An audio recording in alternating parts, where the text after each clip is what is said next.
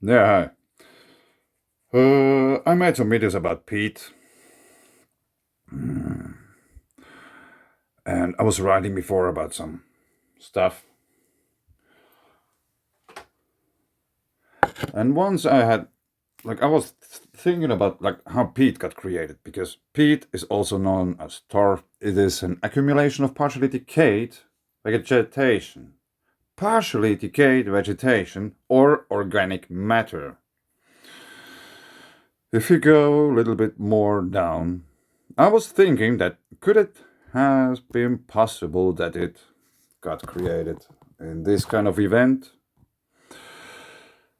electrical discharge, and instead that there's boulders flying around which are partially molten or altered by electricity. There's like a huge dust cloud also, of course.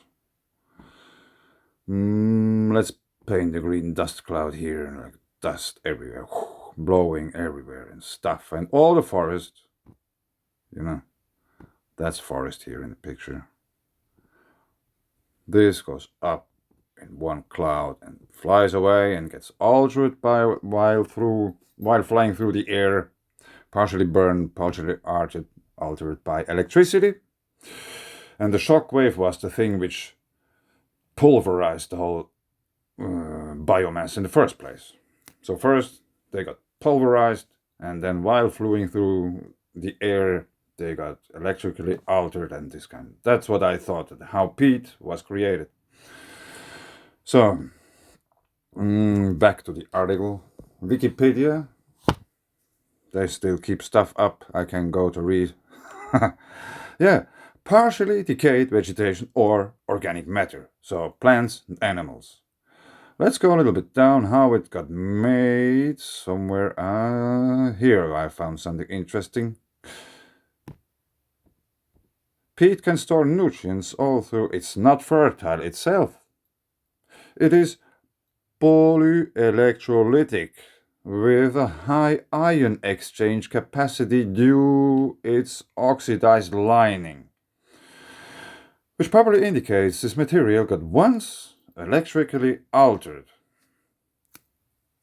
Not so much probably through heat, also a little bit heat, I guess, but mostly electrically. Electrically? Anyway, but I want to show you another thing why I came back to the peat in the first place. Ikutursa, the eternal Tursa, also known as Ikutursas, Ikitursas, Meritursas, Tursas, Turisar among others, is a malevolent sea monster in Finnish mythology, best known for appearing in Kalevala. A dragon.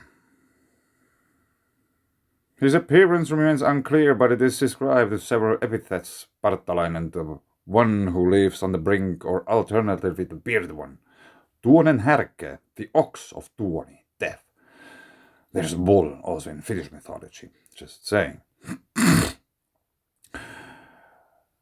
In some versions of the spell, the birth of 9 diseases, Ikuturso is mentioned as the father of diseases, with Loviatar, the blind daughter of Tuoni, the god of death. The Scandinavian giants had the ability to shoot arrows, which caused diseases to people. This and the fact that Pers resembles Tursas gives credence to the idea that they may be related. Some runes tell that Meritursas Partalana makes pregnant the maiden of air.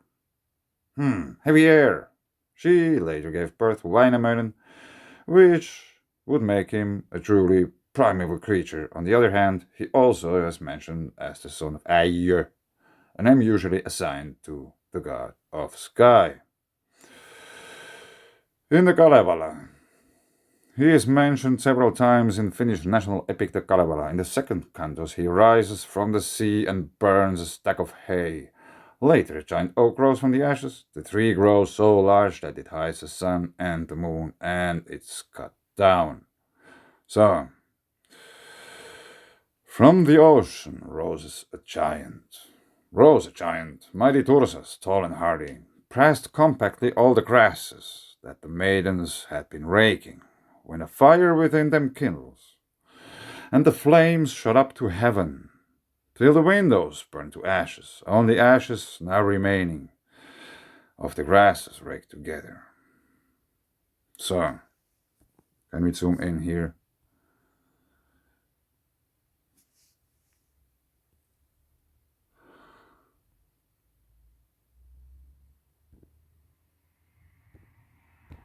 Yeah, that's a nice color. Pressed compactly all the grasses. Could this mean also this kind of shockwave pulverizing instantly everything biological on the surface? Probably also in the surface and in the air, of course. Birds. That the maidens had been raking. When a fire within them kindles, it's like it would a little bit be burning in the inside. Like, if you heat something, or if you induce electricity to something, if you put this light switch on and you have this old school kind of lamp with this wire inside, there's like electricity going through and it starts to glow because the resistance is too big, it gets hot and bright. And the whole thing in a much bigger scale, everything just got pulverized, flies through the air, gets partially altered through electricity, partially burned, partially decays. All the good stuff, which it would probably need, like if you now we have leaves fall to the ground, they decay and they provide food for the plants and the circle continues. But if they would fall down to the ground and first get electrochemically altered, like basically somehow carbon stuff gets burned out, all the nutritions get burned out, and just the rest is falling to the ground. And probably it's more heavier because it got electrically altered, is maybe more crystalline in structure, more stone than biologic, probably, I don't know. So let's draw this. I am a really bad painter, but I paint it anyway.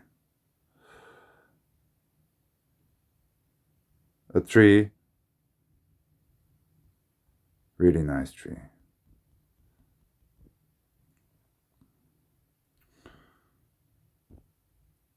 Let's start again. I pushed the wrong button. Tree. And the deer.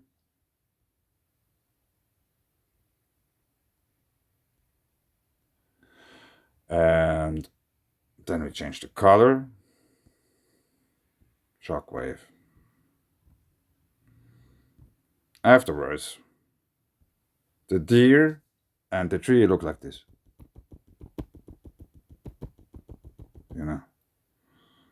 They don't look anymore at all like they have looked before. There's electricity in that, and the wind is blowing, howling, everything gets mixed up, and there's electricity and all this kind of stuff. Then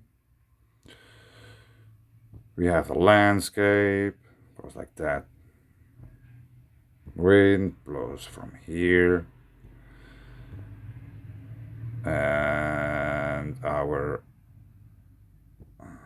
deer and tree is coming from here, goes over the hill and probably separates in those little ponds, and the wind is blowing on, and there's water flowing in probably from somewhere, and also rain. But it is important to understand that probably here underneath there's rock. There's no water coming from here, from underground, nothing. It's sealed, and I have showed you many times this kind of rocks which has this kind of cup shape where there's no hole or whatsoever which could penetrate from underneath. And our peat just stays here. It doesn't get washed away. It doesn't get blown away too easy because it's a little bit heavier probably than just basic forest dust, what you get from leaves and this kind of things. So I just wonder, my theory about how peat came into existence through this kind of, what was it? Shockwave pulverization and then simultaneously getting electrically altered while flying through the air, and then just gets scattered in places where it was according to the wind direction, like low pressure separation bubbles and these kind of things, you know. Pressed compactly all the grasses that the maidens had been raking, when a fire within them kindles, or kindles, I don't know how to spell that word, but it doesn't matter. And the flames shot up to heaven. Up, not down. Till the wind rose, burned to ashes. I don't know, wind rose or windows? I guess it's windows. So it was so hot that even quartz got melted. Yeah, I leave it here. Now you know how I think peat got created in the first place. Yeah, thanks. Bye.